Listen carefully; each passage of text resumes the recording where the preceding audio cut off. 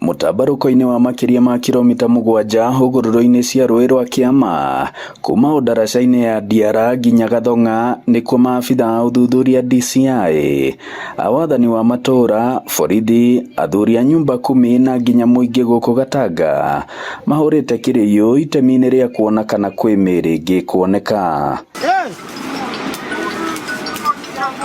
Nĩ thutha wa mĩĩrĩ ya ciana 2, kahĩĩ na kairĩtu, iria nginya rĩu itarĩ rona ene kuoneka hũgũrũrũ-inĩ cia rũĩ rũrũ mwena wa Rwegetha ciumia 2 hĩtũku, ũrĩa honge cia ũgitĩri ciaugire maroneka gũkorwo marĩ gatagatĩ ka mĩaka 8 nginya 13, narĩo mũthenya wa iyo gũkĩoneka mwĩrĩ ũngĩ wa kana karĩa honge ici irauga karoneka karĩ ga kĩndũ mĩaka 2. Na tulikuwa tumejigawanya teams 2 tofauti.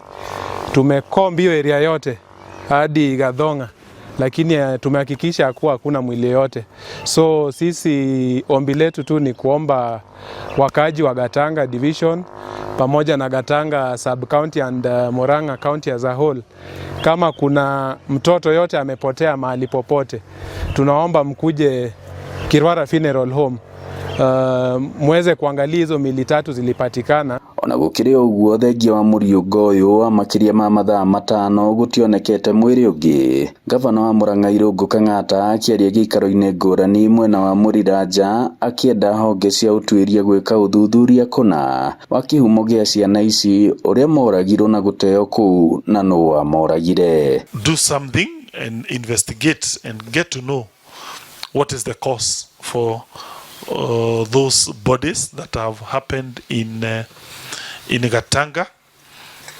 We urge for speedy investigations. Family iria ingĩkorwo itete ciana ciao na cigĩthiĩ na mbere na kũhinyĩrĩrio gwĩkinya nyũmba-inĩ ya kũiga mĩĩrĩ ya thibitarĩ wa Kirwara kũgeria gũkũrana kana mĩĩrĩ ĩyo nĩ ya ciana ciao.